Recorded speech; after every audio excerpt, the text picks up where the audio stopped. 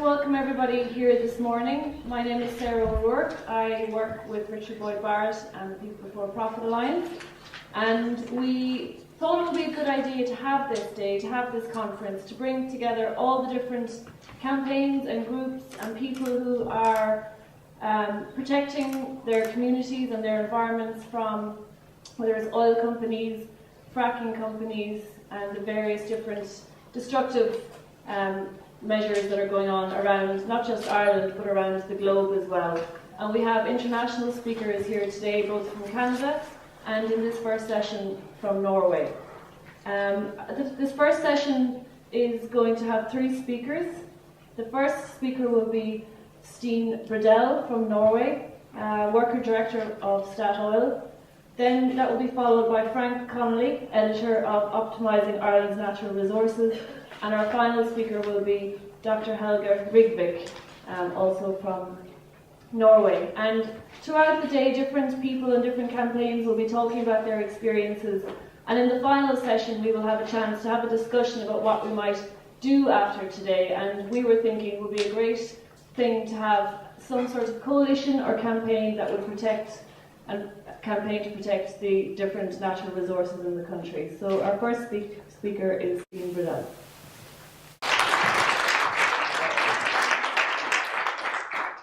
Okay, my name is Stine Bredell. I come from Norway and was born and stayed most of my life in Stavanger, the capital of oil in Norway.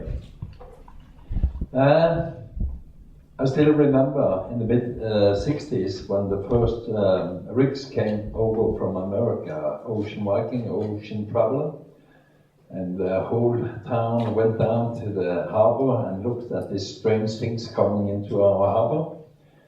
And of course there was a lot of Americans, and we had maybe too much respect for them. We thought they were like kings come entering the town. At that time, Stavanger was a little bit going slowly. We had a lot of canned fish, and the factories were closing down. Our shipyard that used to build huge tank ships lost contracts to Japan and to South Korea. So this oil adventure was looked upon as something great that could create wealth and jobs for people in the country. At that stage, we can see now that we had some outstanding Labour politicians. They were well educated in law, finance, and also within technology. So when the Americans, the British, the French came and wanted to start drilling for oil and gas, they wanted it really for nearly nothing. But our minister sat down and they said, no, the wealth of oil and gas, if there is anything, he didn't know, belongs to the Norwegian people, not to the multinational companies. So they set up an agreement that they had to sign, that they raised taxes from, normally company tax is 28%, but when you are in the North Sea, you have to pay an extra 50, so that's 78% taxation of all oil and gas. And they also said we need some strong Norwegian ownership. And the Labour Party also then started the campaign for a 100% state-owned company. That was Statoil. That was founded in '72. And there was also a half state-owned company called Norsk Hydro and a private one called Saga. The private Saga went down in '98 and was bought up by Statoil and Hydro, and also Statoil and Norsk Hydro. They had 3 divisions: aluminium, facilities, and oil. So they were merged together 4 or 5 years ago. So in reality, Statoil is the big operating company, or company in Norway now. But we also had a prime minister from the Conservatives in '85, and he thought that Statoil would become some kind of state in the state. They got too powerful. They had too much money, and a lot of people, when they needed money for roads and whatever, they went to Stavanger and Statoil instead to see the prime minister and the government. So he decided he split Statoil into two. The leaders, the chairman of Statoil can run half of it, but the rest would kind of stay within the state. So when Statoil got partly privatized in 2001, this full-owned, 100% state-owned company called Petero, they have no operating, they're not operating the North Sea, but they are, I think they are the second largest company with ownership. But they have something like 100 people employed in Stavanger. And they just mentioned that last year they gave back to the society something like 20 billion euros. 20 billion euros.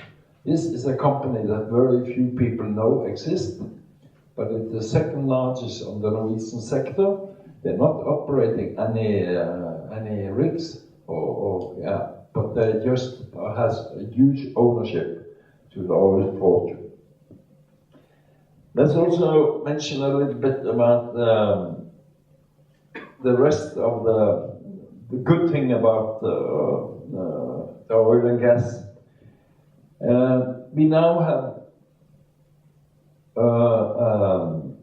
a fund. It's worth now 500 billion euros. Who's now the world's largest pension fund. We have something like 150 to 200,000 jobs for the mostly Norwegians. That's one of the, of course, the Americans, the Brits and the French. They wanted to have all the major important jobs on the platforms and everything. But sometimes they had to go into what they call Stavanger-utvalget to present the education, because some guys from America, they weren't having much education, they just run maybe a gas station. So then we said, okay, but we have skilled Norwegians, train them. So it took very few years before the manager of a platform manager and things like that also had a Norwegian background. So that was very important. Okay, let's say we now have something like 70 offshore fields in production, and there is something like 20 more to go for the next few years. We are producing something like 2 million barrels a day. And if you see it back between 2000 and 2010, we were going down. We produced much more than we found. So everybody saw that this is going towards the end. And in 2003, a lot of these oil managers went to the government and said we have to reduce the taxes, otherwise a lot of companies will leave Norway. And they had a lot of support for that, but luckily enough we had at that time a conservative minister of finance, and he said no way, you stick to 78% or you leave. And everything went a little bit down. All of a sudden, this retired geologist, he had his pension from Statoil, but then he was starting working for a Swedish company, Lundin. And he always been thinking that there must be something just outside Stavanger. And he forced this company and also Statoil to drill one well outside Stavanger. And that was the biggest finding for 15 years, just outside Stavanger. It turned out that Elf Aquitaine had drilled there 35 years ago, something like 200 feet away from that big finding. So this is the surprising part of the oil and gas. What happened in the United States with shale gas? I mean, 10 years ago, nobody knew about shale gas. Today, United States might be self-sufficient with energy in a few years. We don't know what's happening. What about the Chinese economy or the Indian economy? Would they still need a lot of more energy? What about Iraq? Would they all of a sudden start maybe producing, selling out 10 million barrels a day? It is uncertain. What I do know is that I've been here a few times. I was here 40 years ago on a drilling vessel called Glomar Grand Island, south of Cork. But I wonder, what is things like in Irish water? Does Shell know more about the possibilities of finding oil and gas there than your own government? I think so. I think Shell knows a lot more about, I spoke at Kilkenny 18 months ago, and I said, neither Shell nor Statoil is Red Cross. They're not here to save the Irish people. They're here to enrich their own owners. That's what it's all about. These companies are very professional when they meet the government because they've done it 100 times before. They're very professional. And for some of us, it seems like the Irish have given away far more than they should have. They should have more control over their own. Seems like it just started again. It's like winning lotto every bloody Saturday, weeks after weeks. So I really would like you to also become a lotto winner one day. I was told that I should also leave some time for questioning. Are there any questions? I'll take Frank next, and then Helga, and then we can open it up to the floor. Okay.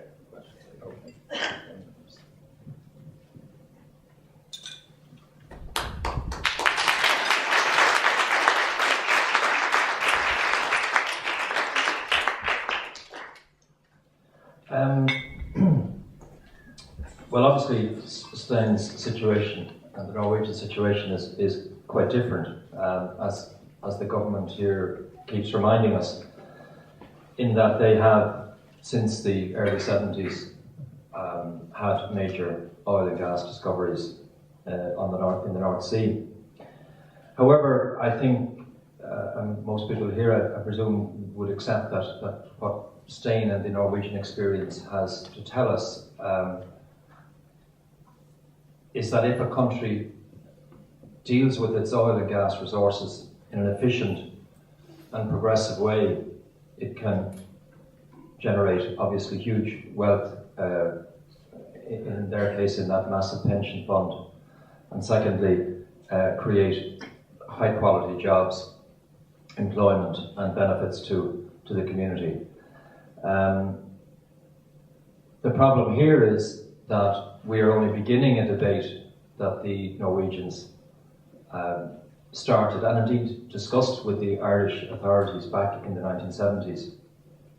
There was a few weeks ago I had an interesting conversation with a big accountancy firm representing one of the oil and gas companies who wanted to know the background to this report prepared earlier last year, by a number of people, and published by SIPTU.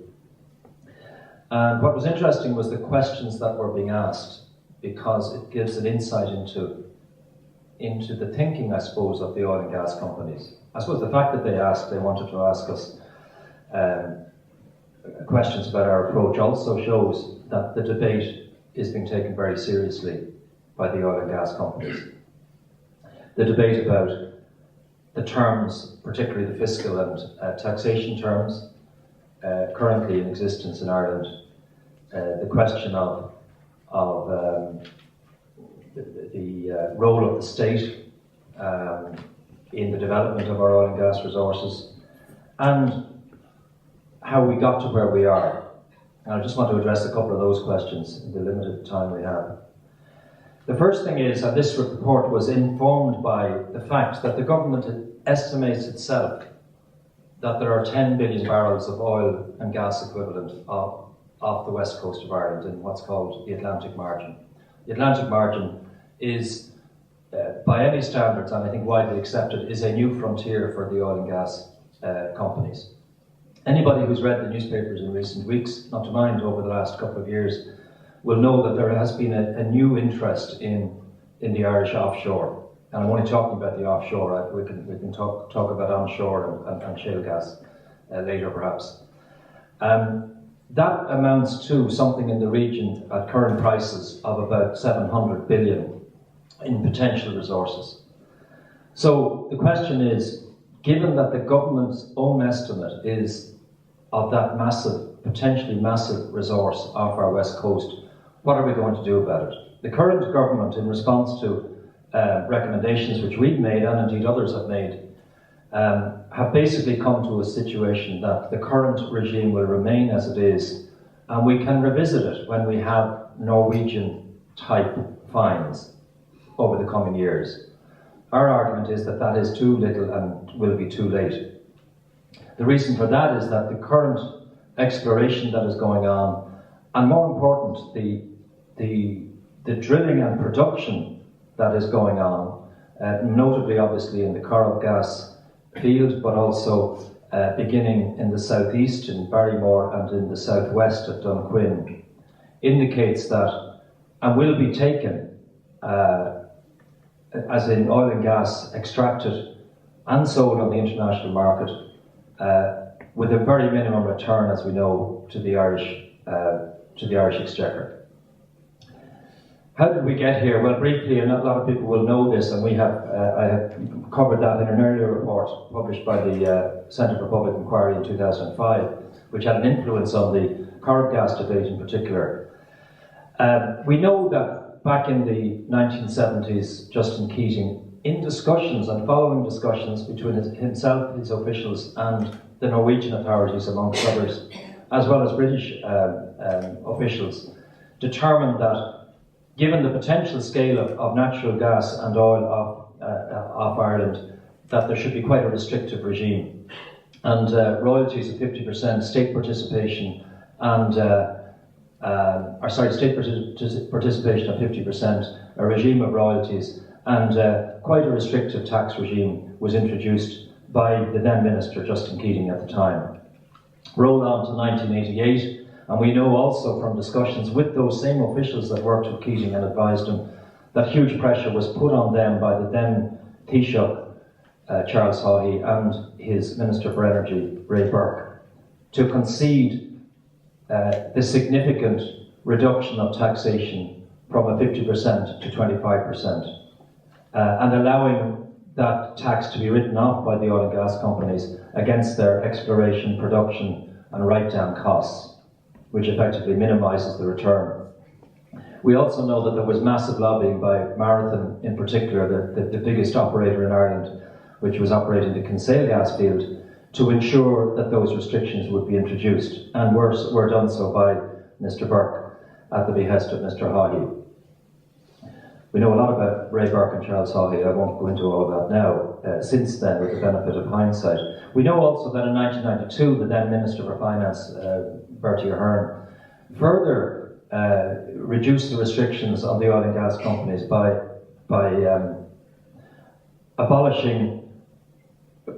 reducing the tax rate from 50 to 25%. Something that Ray Burke had resisted. I made a mistake earlier. That Ray Burke had resisted the reduction of the taxation rate, but 3 years later, Bertie Ahern reduced it from 50 to 25%. These changes were made in a particular political environment, as we know, with a government which was, to say the least, compromised by a range of different commercial interests, and not least the oil and gas majors. We also know that the biggest find made off Irish waters, the Corrib gas field, was announced in 1996. And it's my contention, I think a lot of people share it, that the Shell, Marathon and Statoil, which took over the company that discovered that massive field, the Corrib gas field, from Enterprise Oil, only did so after those major changes were introduced, which made it far more profitable for the companies following the 1992 budget introduced by Bertie Ahern.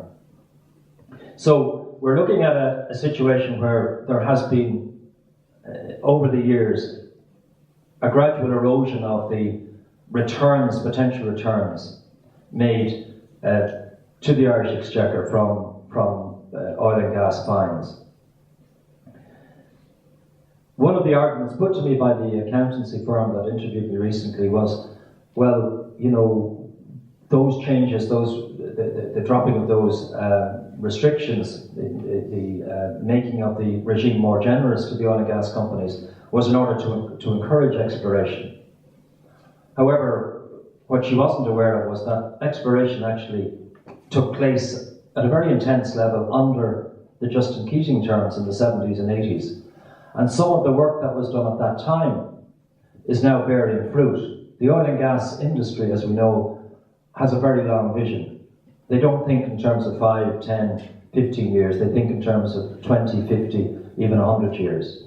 And one of the things that has come back to bear fruit from that original exploration in the 70s and 80s, among the new potential finds is, of course, the Dunquin prospect of the southwest, which is going to become very important over the coming years.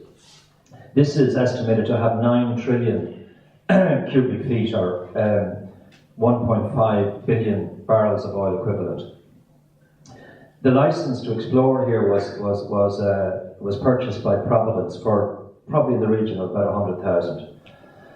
And then, in recent years, was farmed out to ExxonMobil, the biggest exploration production company in the world.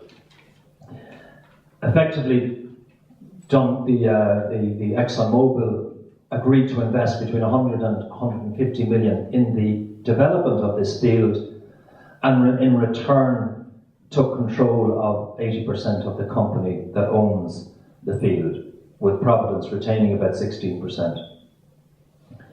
Now, why is this important? It's important, firstly, because one has to ask the question, why did the Irish state hand over an exploration license for 100,000 to Providence, which, without having done anything, was able to, in turn, to farm it out with a guarantee that an investment of 100 million would be put in to the field and will take the 16% revenues that accrue from its shareholding when the oil flows?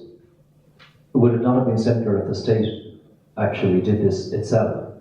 And that raises the question as to how this and other resources in the future, and we know in the off the west coast, the Porcupine Bank, northwest of Donegal, there are also potential. There already have been several or many capped fields and potential finds.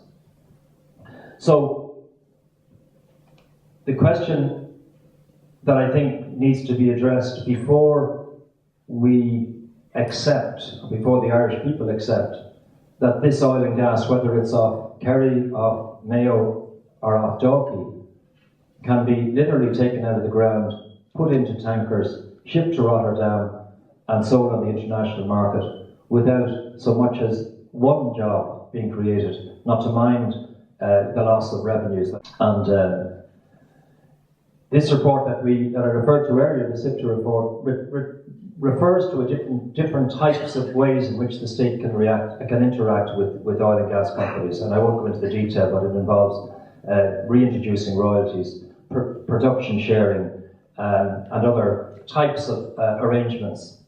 One of the points made by the accountant then was, well, surely if you increase the taxation, or if you penalise the oil companies with the reintroduction of royalties, you'll frighten them away. And I made the point that that they haven't been frightened away from countries in Latin America or Central America or in Russia, where new taxes are being introduced depending on the scale of of recent fines, and not to mention the situation as Stein has outlined in Norway. Just finally, the issue of jobs obviously is hugely important. More importantly, perhaps, the issues of protecting communities where oil and gas is found is equally important. And one of the recommendations, which the government actually accepted, or a government committee accepted, following the publication of this report, is that there should be a forum involving the industry and various stakeholders, including trade unions, including communities. The big lesson of the Corrib gas find, and people here know it more intimately than I at this stage, was the failure of the state to engage with the community through which this gas is being landed in the northwest of Mayo. One simple illustration of this was a meeting back in 2004 when Shell and the other companies realised that they had been refused planning permission. They were going to onboard Planola, and they were worried about what was going to happen next. Clearly because the processing plant, the terminal at Ballinaboy, was located in the wrong place and threatened both the environment and in terms of the gas pipeline, the health and safety of people living close to it. They went to meet Bertie Ahern under the guise of the Irish Offshore Oil Operators Association. And within weeks, they were granted a private meeting with the board Planola, an exceptional situation where the Planning Appeals Board, which is independent, was now meeting one of its applicants that had been refused permission by one of its own officials. They came out very satisfied by that meeting. They were the top senior executives of Shell in Ireland and in Europe. It was a very rainy day, and just as they were leaving the meeting, the mountain collapsed in Rossport as a result of the storm, and brought down tens of tons of debris onto what was the original planned pipeline route. It may be an act of God, but certainly an illustration that the state in this case acted in favour of one element, and that element were the oil and gas companies. Thank you.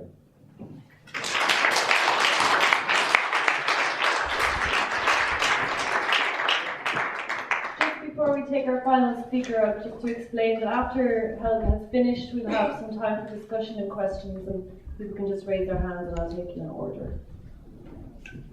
It's the rent coming out from the oil to the people, not to the multinational companies. And that's all, of course, Stein Bredal gave a very good background also of how we managed to do that in Norway. That's one thing, but a lot of kind of segments when we're discussing oil. It's oil and the revenue, it's oil and workers' issues, it's oil and safety issue, which is connected to both workers' issue, and the fourth issue is oil and environment, it's oil and fishermen's questions, it's oil and, it's very important, it's oil and the climate.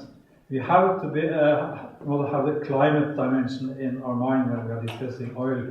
And you may have heard about when IEA, the International Energy Agency, came out with this report last fall, concluding that we are now in a situation, if we manage to reach this goal of 2 degrees before 2050, we can only take out 1/3 of the resources which we all already know about, coal, gas and oil, before 2050. Meaning that every new resource that we add to that, in fact, in reality, it has to stay in the ground, or we have to take someone else oil out of the market. And we just have to be aware of that dimension when we discuss the question of oil. Just first, a few points around the question about tax. And I think the essence is made clear in both these presentations. For Norway, it was very essentially to get the rent to the people, not to the companies, that we was aware of that from the very, very beginning.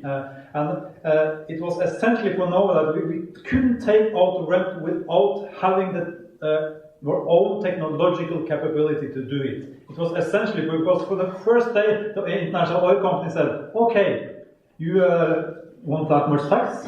Will you? In fact, our first taxation regime was not as good as what Stein Bredal was talking about.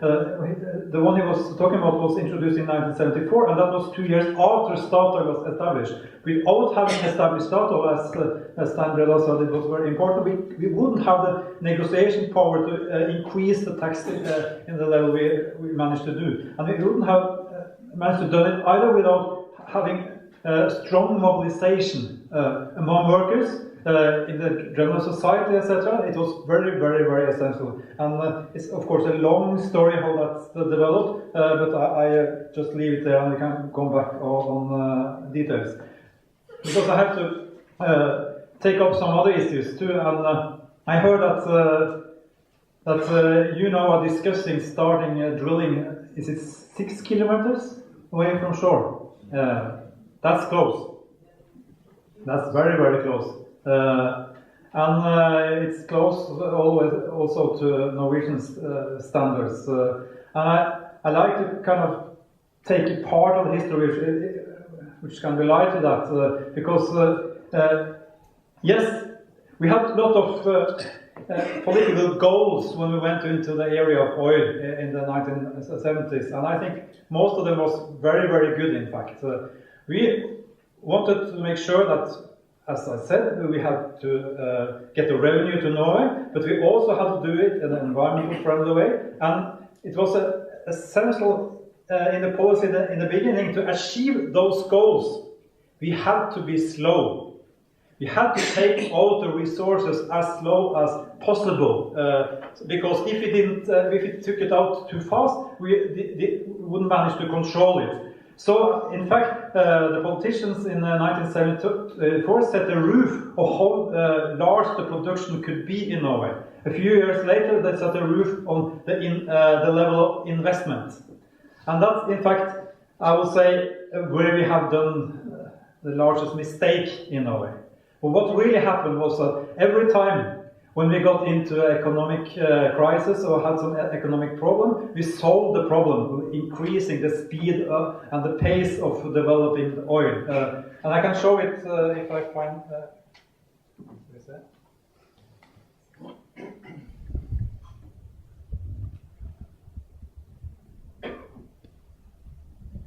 Here you have the production curve of Norway.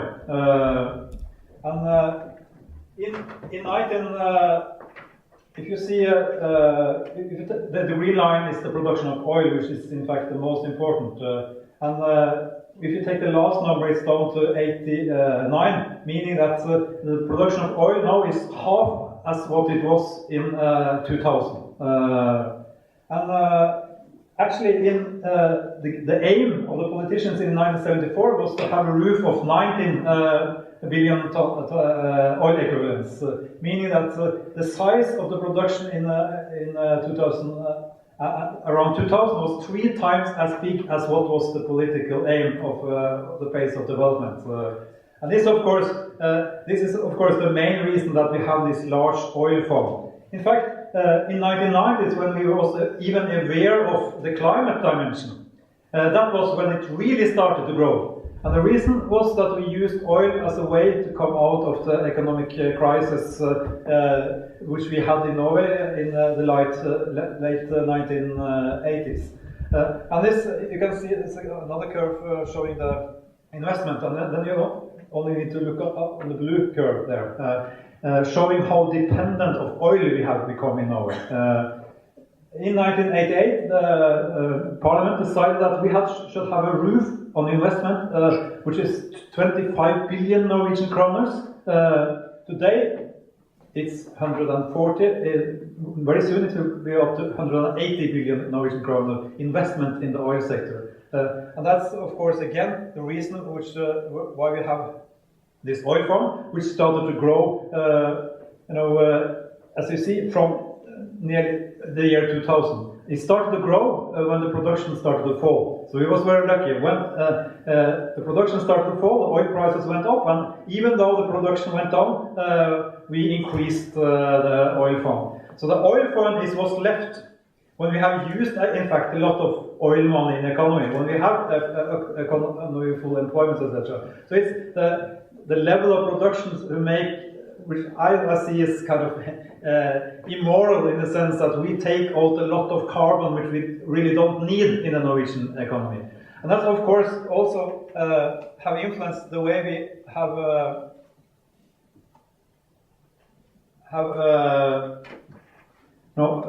organized the development of the sectors. You see the map of Norway here, and the green areas is more or less the areas which is open up for development. Yes, it's quite right, as Stein Bredal said, a new oil fund was formed around here. Not just outside Stavanger, I think it's 150 kilometers, but it's not 6 kilometers, it's 150 kilometers. But there was a new oil fund which was formed here 2 years ago, which is rather big, but not big enough to stop this fall, because it's if you compare it to the level of production today, the total reserves is like maybe 2 years more oil history in Norway if we divide it. But the essence is that because of the pressure, this industry which has become larger and larger, of course it's want to open up new areas all the time.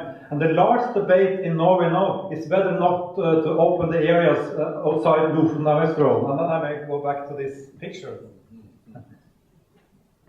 Where was it? This area, which is you have to see the map. That's most interesting. It's up here, and as you can see, very close to the coast.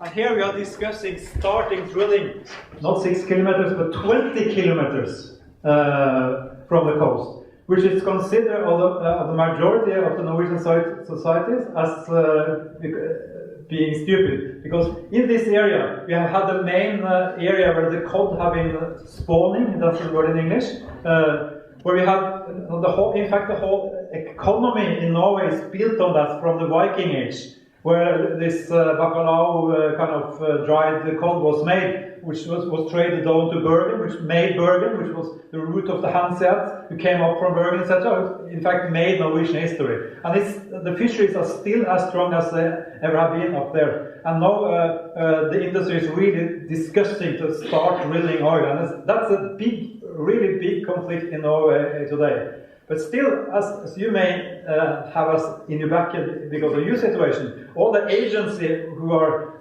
kind of on the side of the environment, etc., they say that this is dangerous. That the Ministry of Oil, of course, they said we want this to happen. But the essence is that the way this is still regulated is that there's no. It used to be 50. The border for drilling outside the coast from this area and north used to be 50 kilometers as a kind of border where we were not allowed to drill. Now, in fact, in some areas, as a part of the compromise, where we kind of won, I am on the side, of course, those who want to protect these areas, we won the struggle partly. But part of that, they decided to take the border down to 30 kilometers, where it is, So this is the struggle we are, having in Norway today. And I think you need to know all this background there. You have to stop me when I'm finished, because there's so many themes there. I'd like to say something about regulatory authority too, because that's very important. I go down. I take just one thing. Talking about opening up areas, and you're looking to know. I think actually you should look to the US. Radicals don't like to do that. But still, if you go to the US, you will find part of the US is much stronger protected than the Norwegian coast for oil. You see this map. This is the area which have been opening up until recently. And you see, of course, the Gulf of Mexico, the green area there is open up. And I can give you the details about the struggle in the US, but the essence is that Obama was the one who wanted to open up both the west coast and the east coast for oil drilling. those coasts were stopped for drilling in 1969 because of the Santa Barbara oil spill. You may have heard about that, but that was very important. Drilling 10 kilometers ashore around the coast of Santa Barbara, just north of Los Angeles. And that was really what pulled off the environmental regulation in the US. But of course, ending as a compromise, where California and the West Coast was nearly closed for drilling offshore, and the same was the case for the East Coast. But wide opening out of the state, Texas, Alabama, Louisiana, etc., but still closed outside Florida. And that's important to know.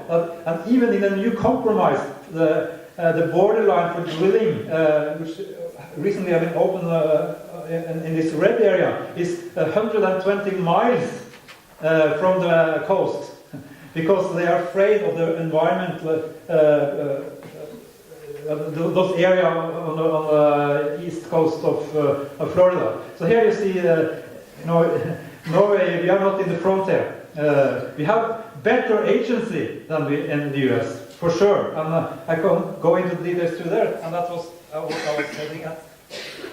We have the Climate and Pollution Agency, we have the Petroleum Safety Agency, and we have the Norwegian Petroleum Directorates. And all of them, of course, have a long history. And I will say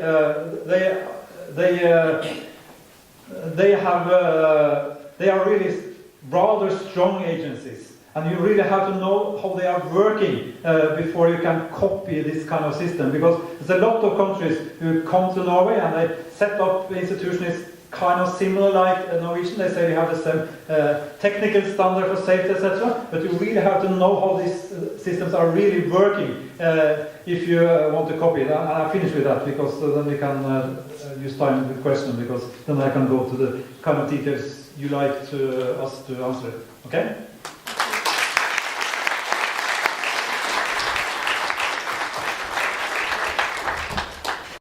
When there was a call in Ireland through the trade union and labour movement, including the then Labour Party and the aspiring Sinn Féin, the Workers' Party, for the nationalisation of our energies. This was taking place while the exploration was going around the coast.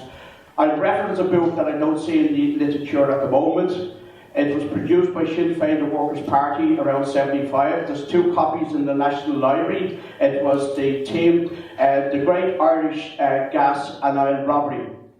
That shows you at that time, around that period, how many explorations were taking place in Ireland.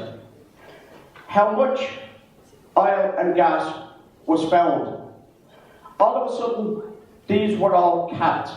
They told us at that stage that it was uneconomic to take it from there at that stage. The reason they're back in now at the moment is to tell us that the technology has changed, so it's economically so profitable for them to do it.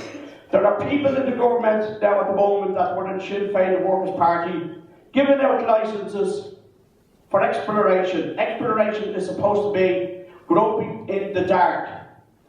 These licences are not groping in the dark licences. They know exactly where these wells were capped. So they're paying 100,000, as you quoted from the stand, for areas that they're going in. They know exactly what is there, and they're paying minimalist stuff for it. Now, the reason I believe, in my opinion, they pulled out in the 70s is because we were considered to be economically and I have very good points to make. I've travelled all over the Middle East and Asia. Just let me make it, and I'm sure the audience will be thankful for the points I can make here.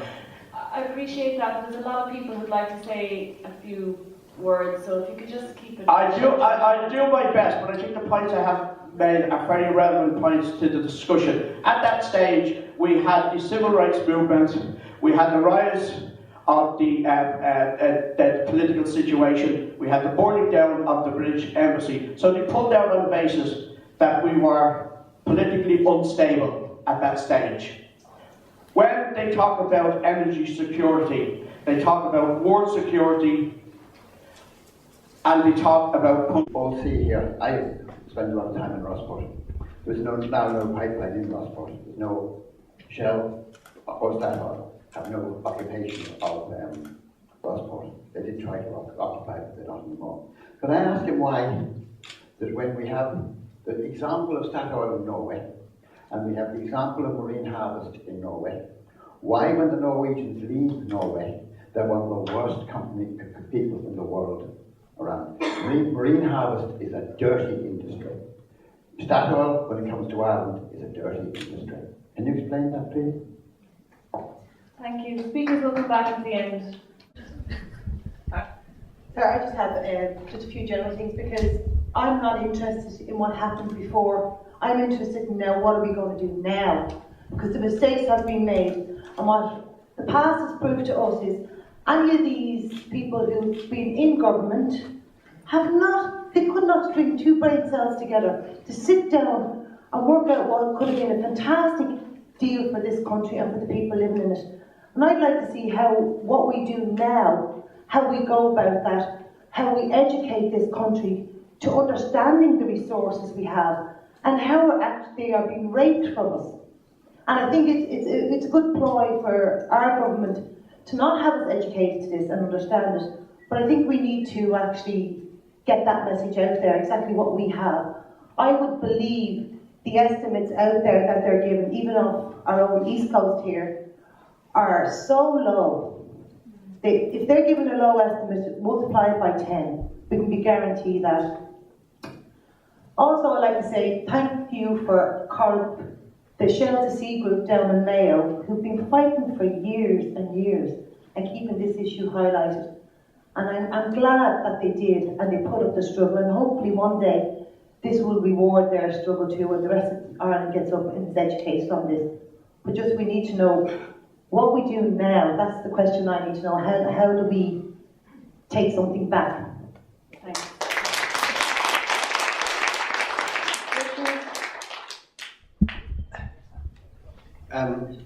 Yeah, just to say that, on the question of the Norwegian speakers will answer, but my guess is that the reason Statoil are terrible when they go elsewhere would have been behave differently in Norway is because it's the people power in Norway. It was the pressure of ordinary people demanding that their resources were managed properly in the interests of the public and with proper environmental controls. And as Elga has indicated, there's a constant battle over that, even in Norway. But obviously, the answer to the question is, what are we doing? And precisely as was just said, what are we doing to shift this? Now, we know what the other side are doing. You only have to look at the characters who've been at the centre of producing a situation where we have the worst regime possible. Ray Burke, Bertie Ahern, Frank Fahey, and Ray McSherry, right, who are involved in all these things. What a gang, what a gang. And they're also the people who are at the centre of setting up Coillte for privatisation. And you really see the overlap of the things down in Rossport, where Coillte lands are sold to Shell to build this bloody refinery. But the one thing I would say, and I think that this is what we need to discuss, the answer to this is basically solidarity, right? They're organised, the elites are organised, they're planning, they've got their think tanks, and they're out to pillage these resources, regardless of the consequences for our economy, for employment, or for the environment, crucially, and we need to discuss how those two things. So I would just say what we need, because we have shown, in Rossport they've shown people power can slow these people down. Shell still haven't got what they wanted. They haven't got the forests yet, and they haven't got the oil rig at Dublin Bay yet, right? So people power can make a difference, but we need to link up, and at the moment I think we're a bit fragmented. So hopefully today can be the beginning of trying to group together different groups who are fighting to protect our resources and manage them in a sustainable way. Maura? Hello, thank you to all the speakers. For John, that booklet you referred to, it scanned into a website run by Conor McCabe, and it makes for very interesting reading. The introduction, which is full of delightful phrases about the people of the country owning the natural resources and benefiting from them, is signed by one Pat Rabbit. Who was taking his first bid for presidency of USA at the time, which has gotten to where he is. In terms of what we do now, I'm very strong in my belief, now based on 13 years experience, that the template for the continued and planned rape of all our resources, from oil, gas, wind, wave, forest and water, the template for that is being written in North Mayo.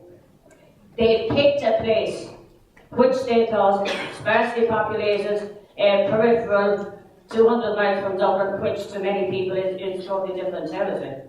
But that is where the future direction of this country is going to be determined. We are coming towards the end of 100 years of what was supposedly our independence. And no, we now live in a failed state. We have been working for the past 13 years and will continue to work to make sure that the next 100 years this state will function on behalf of its people, and it will be good to see all of you down there because that is where it's going to be determined. Thanks.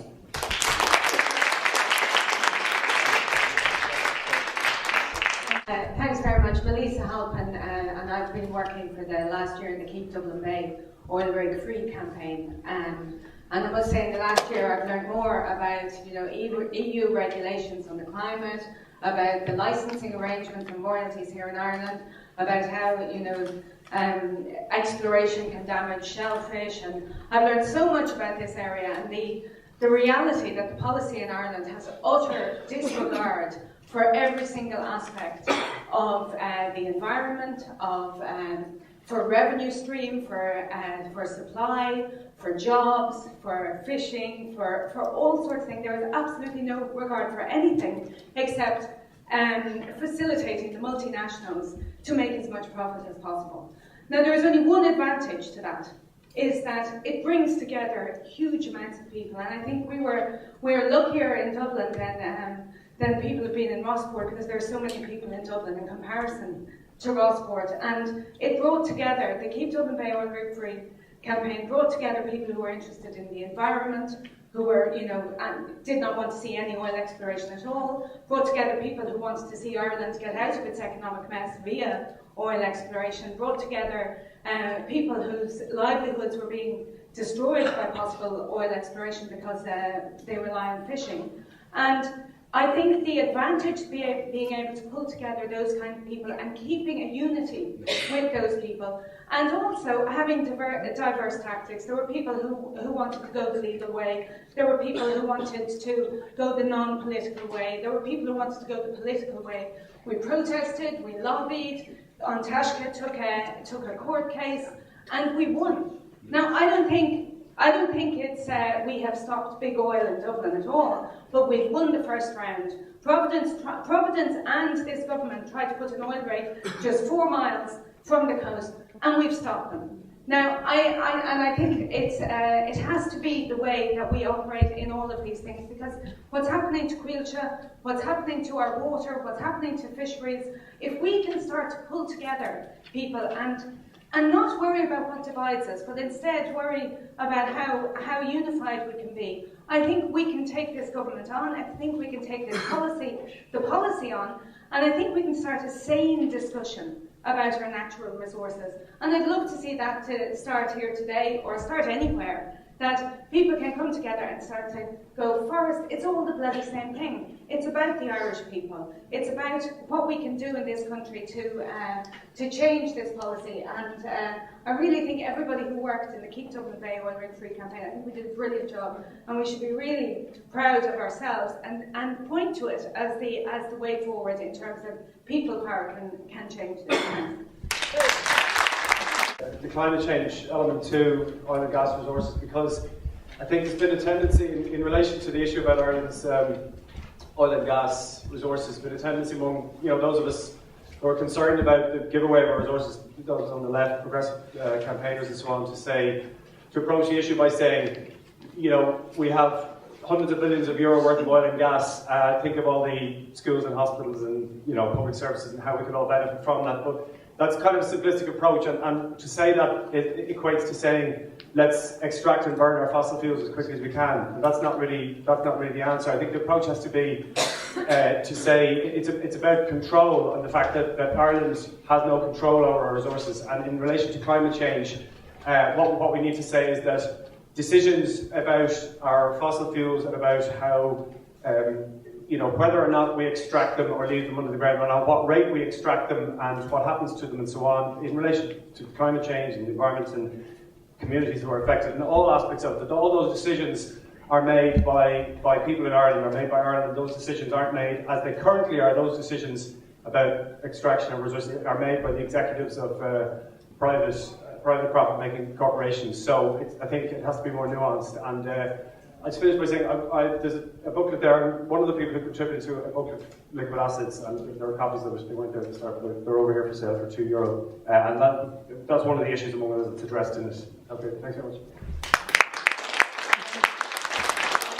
The climate change element to oil and gas resources, because I think there's been a tendency in relation to the issue about Ireland's oil and gas resources, there's been a tendency among those of us who are concerned about the giveaway of our resources, those on the left, progressive campaigners and so on, to approach the issue by saying, we have hundreds of billions of euro worth of oil and gas.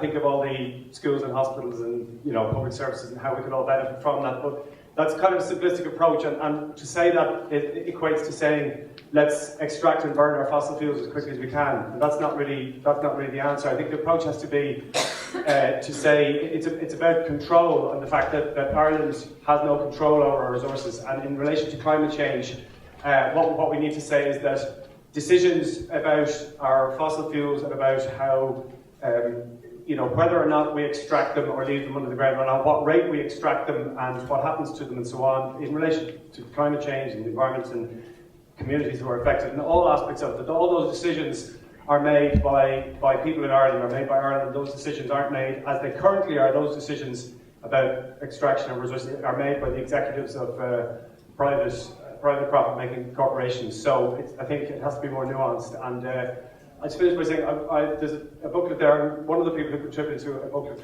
Liquid Assets, and there are copies of it, they weren't there at the start, but they're over here for sale for €2. And that's one of the issues among others that's addressed in it. Okay, thanks very much.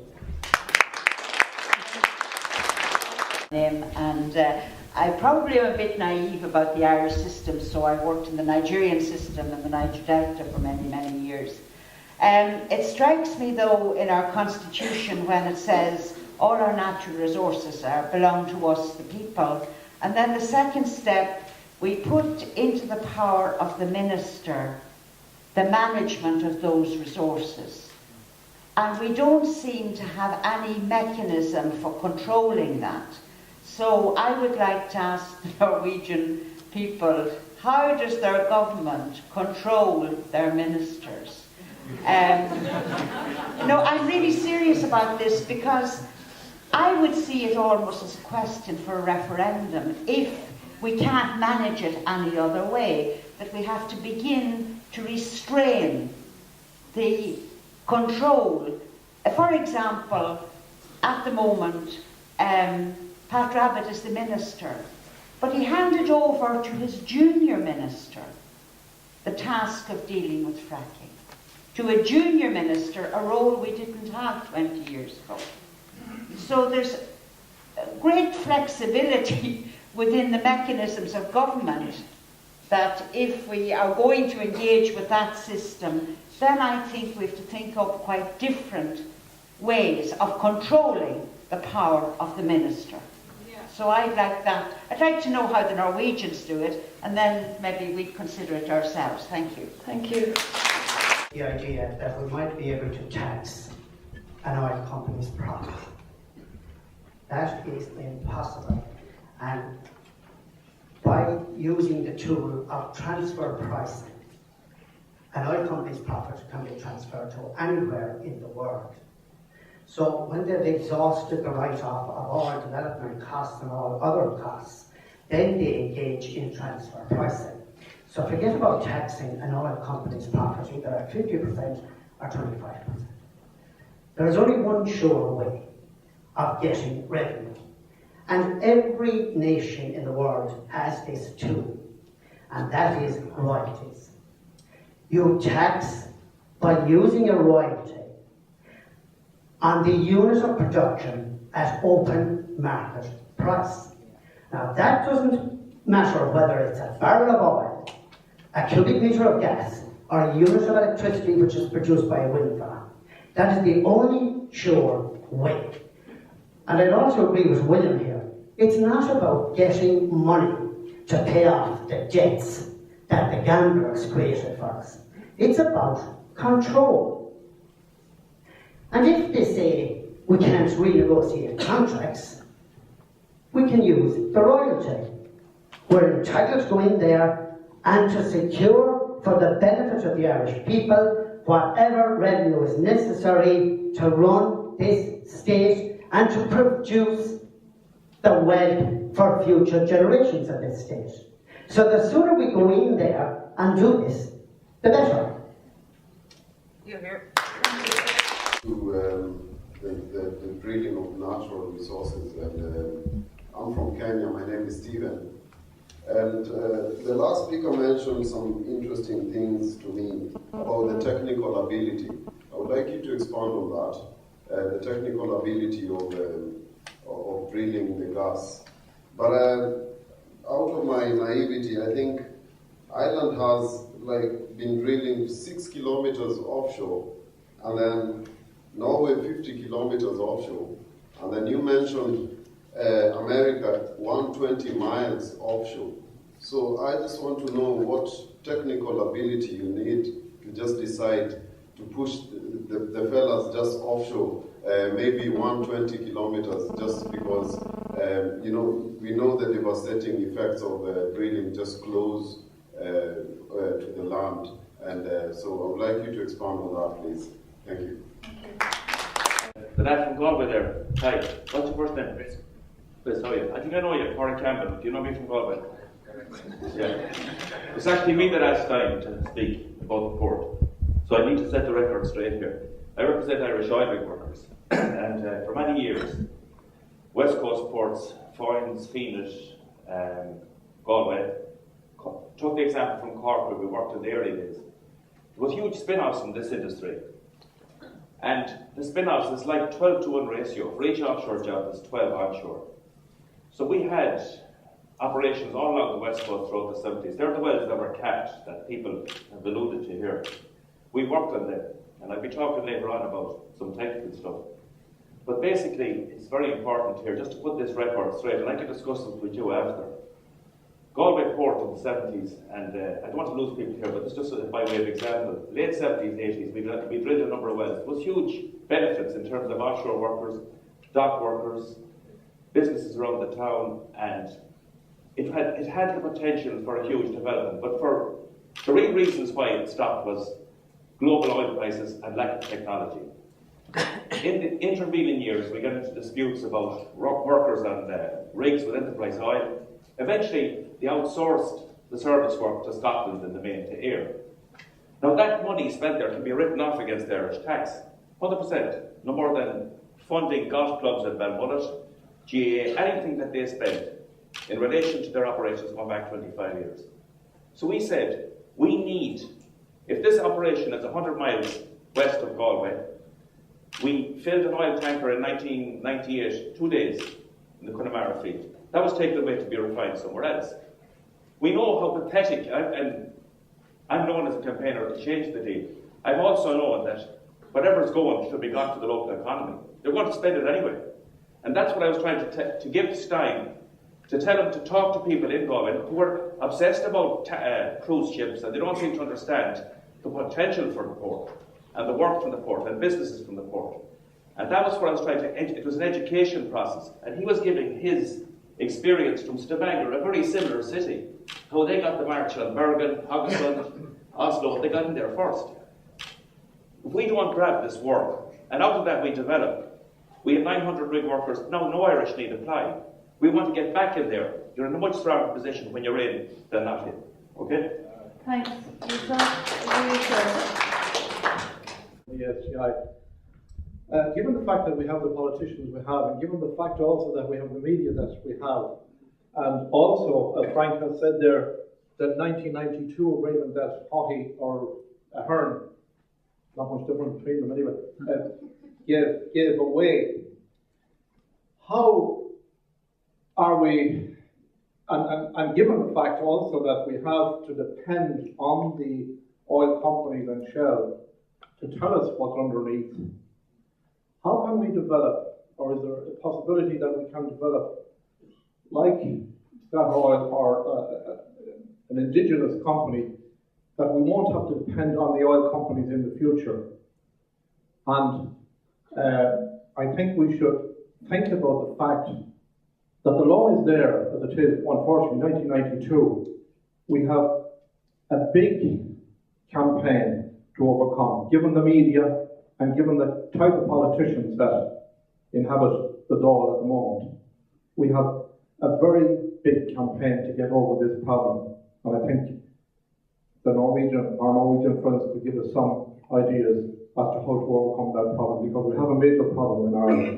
And I read your report, Frank, about the fact of Justin Keating trying to do this 30 odd years ago, when he tried to set up an indigenous company that would have the expertise and wouldn't have to depend on foreign multinational companies. Thank you. Thank you. Thanks to everybody who contributed. I'm sorry we didn't have more time. There will be lots of opportunities throughout the rest of the day to come back to some of these things. So I'll just ask the speakers to come back and respond to some of those questions. So, Steve. But we have to be very careful not coming as arrogant neighbors from Norway telling you what to do. But I said something in Kilkenny once that maybe you should sit in the pub singing love songs till the morning and start electing some better politicians. That's my best advice. I met with Michael Higgins in Oslo, and we brought him to the parliament in 2008. That was about how bad Statoil and Shell have been treating the locals up in, on the west coast. I think if I were you, I would go to Michael Higgins, and he should bring a lot of people from business, from trade union, from different groups, take them over to Norway, get a lot of publicity, and get some nice people. There are always also some nice people in Norway, and get them to work together with you to find good solutions. Because what I heard is that you have something like 25% of the water in the EU, and you only get something like 4% of fish back. It's unbelievable. Nobody, in Norway, that would never. So maybe you should talk to Norway. Maybe concerning fish, you should go to the Iceland. The banking, they refused to pay the bank loans. They had a referendum with the people and things like that, and they won. So, as I started to say, I shouldn't come as an arrogant Norwegian to tell you what to do, but I listened to a lot of you. And you all say there's something wrong with our politician and the way they. Last time, when I had this, in Kilkenny, it was Fintan O'Toole who shared, and he wrote this article in Irish Times. Let's make Norway joint owner of our oil and gas. It was a very good one. It was also translated to a lot of Norwegian papers. And then Pat Rabbitt, your famous oil and communication and natural resources minister, oil firms will shut off if we have Norwegian slide taxes. The problem seemed for me like Pat Rabbitt doesn't understand that there's a lot of new technology going on now. There's so much new technology, also getting more resources out of existing fields. You expect maybe 20% in the late 70s. you get 20% out of them. Today you expect 60% because of new technology. So if you have a minister who is still just thinking 70s, 80s, and he doesn't understand the new technology, new rules. And of course, I also understand this climate problem.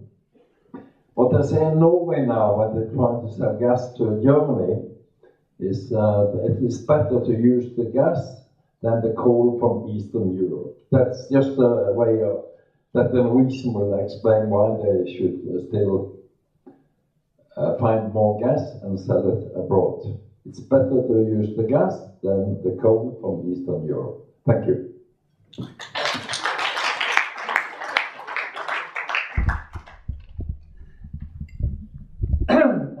Thanks. Yeah, there's a huge amount of issues that have been raised here, which obviously I'm not going to be able to cover. But key points have emerged from this discussion, which I think has been very healthy. Back in the 1970s, which I referred to earlier, the then minister and his officials did discuss with the Norwegians and with the British civil service about the need to develop independent expertise in this country. And with that in mind, Keating had a view on his officials that there should be a state corporation set up to not just manage resources, but plan for future generations, for 20, 30, 40 years down the road, to ensure that there was expertise in Ireland. And this issue has been raised in a number of different ways by people here. Crucially, on one central issue, how do we know what the oil and gas companies know? And the answer is we don't. But then I mean, the seismology that allowed the oil and gas companies to choose which fields to seek exploration licenses for was originally garnered by Irish expertise. That is, they did the work, they did the investigation underground, and they discovered where potential oil and gas fields lay. That knowledge, that scientific knowledge, and I won't go into the details of how it was done, was gradually accumulated and taken under the control of specifically Irish-based exploration companies like Providence. In other words, they got what the state had found out, and then they sold it on to the oil and gas corporations. That's a huge issue, because when Des O'Malley was faced with the problem as a Minister for Energy in the 1980s, during the oil crisis, as they call it, because if we don't, and I think this issue has been raised by a number of people, if we don't control or get control of these oil and gas resources, we do not actually know what we are losing. One, we don't know what's there. Two, we don't know what's been taken out. Three, we don't know the level and scale of the activity. And this is a recurring issue that we will have to revisit. Just on the other point about who controls the ministers, I thought that was an interesting point. The history of the oil and gas, the relations between the Irish state and the oil and gas multinationals has been, as I've said, not just one of incompetent and potentially corrupt ministers, although we've had that problem. And anybody who's followed the Bertie Ahern convoluted financial arrangements that emerged from the Mahon Tribunal will know that at exactly this time, when Enterprise Oil were seeking to reduce those restrictions in the 90s, Bertie Ahern was getting loads of funny money into various accounts, which he could not explain in subsequent years. So we know there's an issue there, but there's actually another issue, which is the role of the Petroleum Affairs Division of the Department of Energy. This is the same crowd that actually found, for some reason, that field that Richard Boyd Barrett referred to in Mayo, which was Quilta owned and which ended up in the possession of the Shell Statoil consortium. The Petroleum Affairs Division has developed very close ties with the oil and gas companies, and there is an argument that it should be exposed, it should be examined, and its role in the way in which laws have been framed and the regime, tax and fiscal regime has been framed, needs to be examined. And finally, in terms of the call for a campaign, which Melissa touched on and other speakers, I think it is justified. I think it is essential. I think it begins, as one speaker said, with education. We need to talk to people about what's happening. It doesn't have to be a contentious campaign in the sense that a whole range of people and interests in this society can benefit and can be involved in a campaign to protect our oil and gas and indeed other natural resources. I think it's one that is long overdue. It's been talked about since the 1960s, and I think it's a good place to start here. Thank you.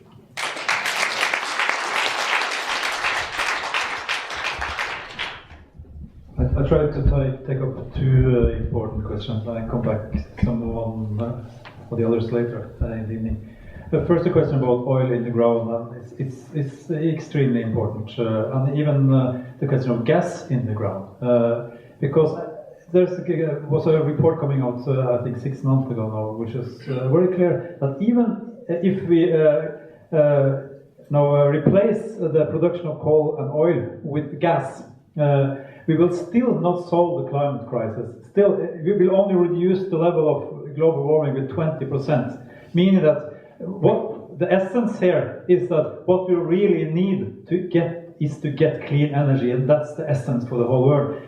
Gas and oil is a fantastic resource, but our aim is to say that this is a resource which humans needs in the next 1,000 years, because we need it for medicines and all those kind of fantastic things that we can do with this fantastic resource. We shouldn't use it to destroy the planet. That's have to be the essence. But then, of course, how do we scale this down then? And how, because we have countries where we have a lot of oil, a lot of gas, etc., and we will come to a question of how to scale it down. I was attending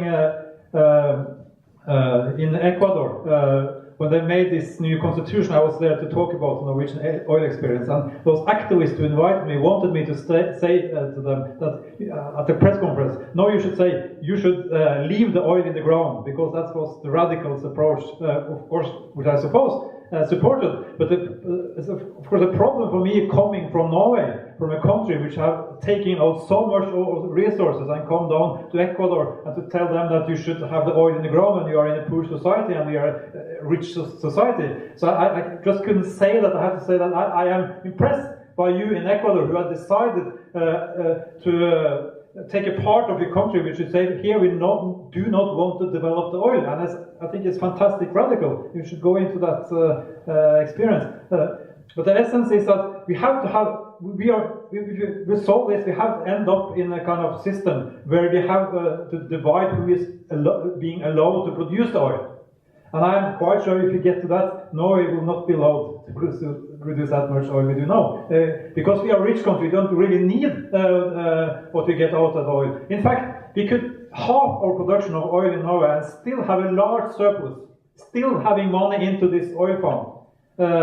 And I think we should do that. The problem for building windmills and other things, both in Ireland and Norway, in Norway it's impossible to do it because the oil economy is so strong, so there's no resources to do anything else.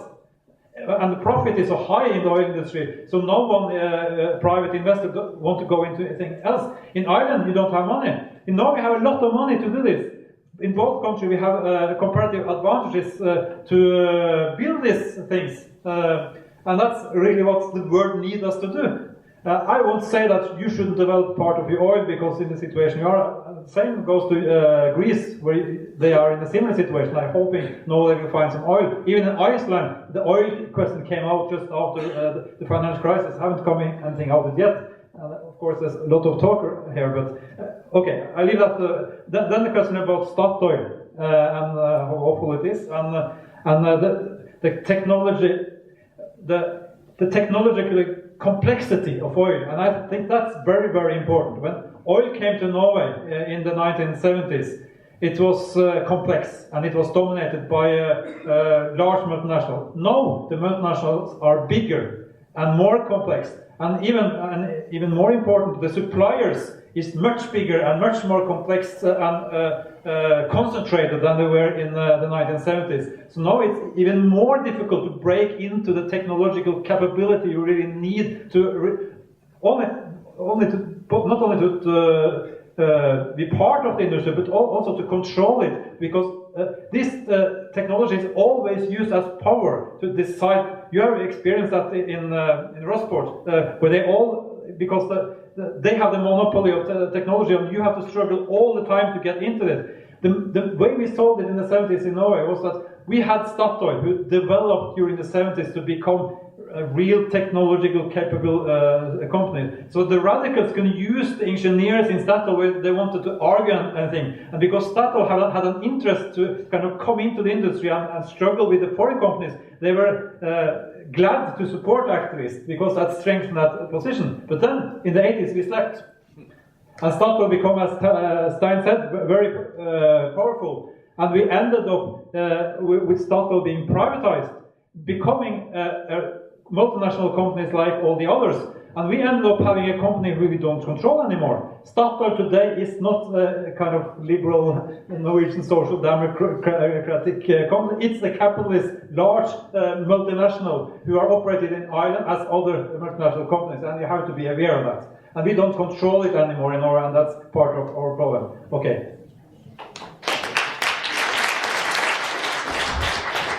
Okay, thank you everybody for contributing. Thanks to our speakers. I know they were very stuck for time and they have a lot more to say, but hopefully there'll be opportunities during the rest of the conference.